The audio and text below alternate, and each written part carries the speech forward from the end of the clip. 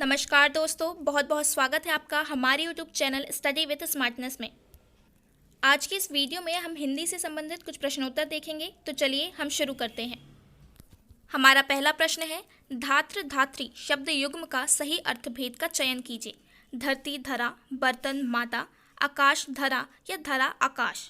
इसका right answer है बर्तन माता।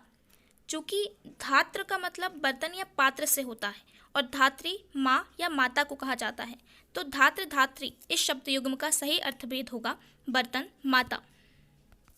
नेक्स्ट क्वेश्चन है, गुच्छा, पुंज, ढेर श्रृंखला शब्दों में कौन सी संज्ञा है? भाववाचक संज्ञा, गुणवाचक संज्ञा, समूहवाचक संज्ञा या व्यक्तिवाचक संज्ञा।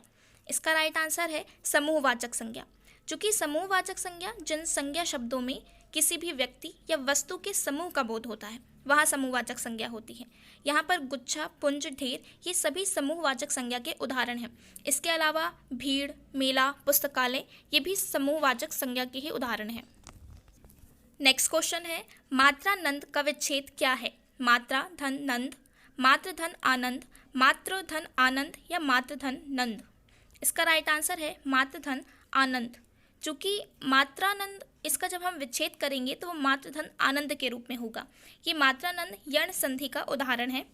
यण संधि में हमेशा ई का या हो जाता है, ऊ का वा और री का रा हो जाता है। यहाँ पर भी री ऋषि का रा हो जाता है। तो मात्रानंद एक यण संधि है जिसका विच्छेद मात्र धन आनंद के रूप में होगा। नेक्स्ट क्वेश्चन है, व्याधिकरण तत्पुरुष समास के कितने भेद होते हैं? 4, 5, 6 या 3। इसका राइट आंसर है 6। चूँकि व्याधिकरण तत्पुरुष समास यानी जहाँ पर उत्तर पद प्रधान तो होता है लेकिन इसमें विभिन्न विभक्तियाँ होती हैं, वहाँ पे व्याधिकरण तत्पुरुष समास होता है। इसके 6 भेद होते हैं, द्वितीया, तृतीया, चतुर्थी, पंचमी, षष्ठी और सप्तमी। ये इसके भेद हैं। नेक्स्ट क्वेश्चन है, एक ओर अजगर ही लखी, एक ओर मृगराय, बीकल बटोही बीच ही, पर्यो मूर्छा खाए। इसमें कौन सा रस है? भयानक रस, विभत्स रस, अद्भुत रस या रौद्र रस। इसका राइट आंसर है भयानक रस। चूँकि भयानक रस यानी जब किसी भयानक व्यक्ति या वस्तु को देखकर मन में व्याकुलता या भय उत्पन्न होता है वहाँ भयानक रस होता है। इन पंक्तियों में एक पथिक है जो कि एक ओर तो अजगर से और दूसरी ओर से घिर गया है। उनकी उपस्थिति के कारण वो भयभीत हो गया है और मूर्छित हो गया है। तो यहाँ पर भयानक रस है। नेक्स्ट क्वेश्चन है, चूर्ण चूर शब्द युग्म का सही अर्थभेद का चयन कीजिए। चूरन चरण, शिथिल केश, चंद्र चूर्ण या चोटी शिथिल। इसका राइट आंसर है चोटी शिथिल। चूँकि यहाँ पे चूर्ण का मतलब होता है चोटी या शिखा से, जबकि चूर यानी परिश्रम करके शिथिल हो जाना, यानी जिसे थक हार कर चूर होना कहते हैं, इसका अर्थ यहाँ पर यही होता है। तो यहाँ पे चूर्ण यानी होगा चोटी और चूर यानी होगा शिथिल होना। तो इस शब्द युग्म का सही अर्थभेद होगा चोटी और शिथिल। नेक्स्ट क्वेश्चन है, निम्नलिखित तत्सम तद्भव में से कौन सा विकल्प अशुद्ध है?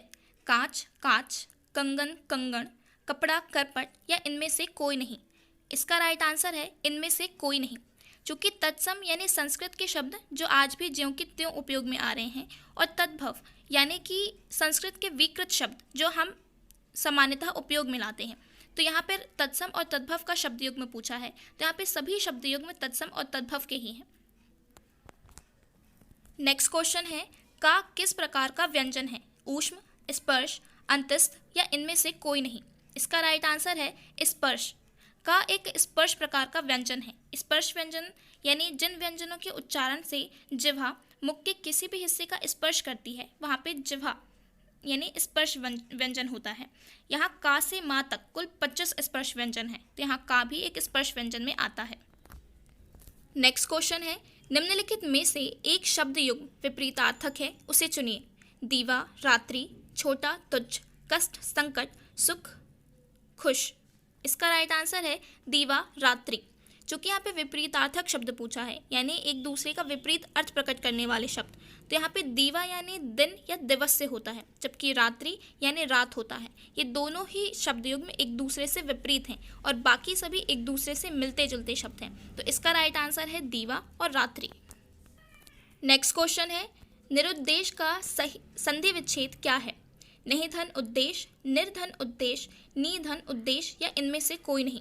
इसका राइट आंसर है निधन उद्देश्य। चूँकि निधन उद्देश्य एक विसर्ग संधि का उदाहरण है और विसर्ग संधि में विसर्ग के बाद कोई भी स्वर या व्यंजन आता है तो उस स्वर या व्यंजन के कारण विसर्ग में परिवर्तन होता है, तो वहाँ पर विसर्ग संधि होती है। तो निरुद्देश्य एक विसर्ग संधि का उदाहरण है। नेक्स्ट क्वेश्चन है, लोक हितकारी में कौन सा समास है? द्वंद्व, कर्मधारय, तत्पुरुष या बहुव्रीहि? इसका राइट आंसर है तत्पुरुष समास। चूँकि यहाँ लोक हितकारी तत्पुरुष समास के संप्रदाय तत्पुरुष का उदाहरण है और संप्रदाय तत्पुरुष में प्रथम पद के साथ संप्रदाय कारक चिन्ह लगता है, को या के लिए।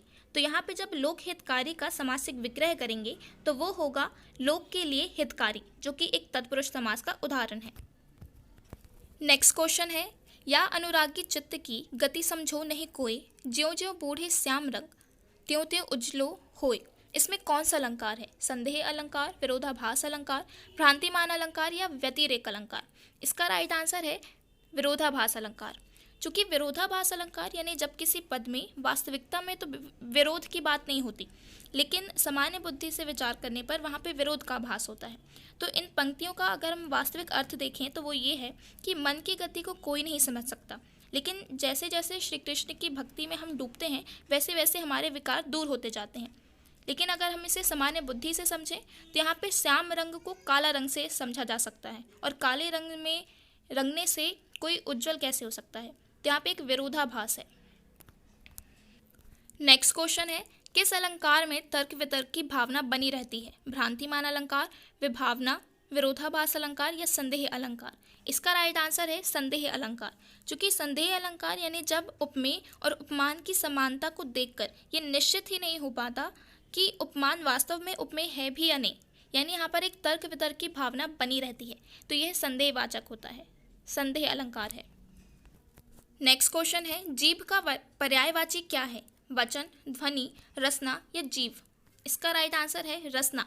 चूँकि पर्यायवाची यानी एक से अर्थ प्रकट करने वाले शब्द होते हैं, तो यहाँ जीभ को रसना कहते हैं। इसके अलावा रसिका, जिह्वा, जवान या वाणी भी इसे कहा जा सकता है।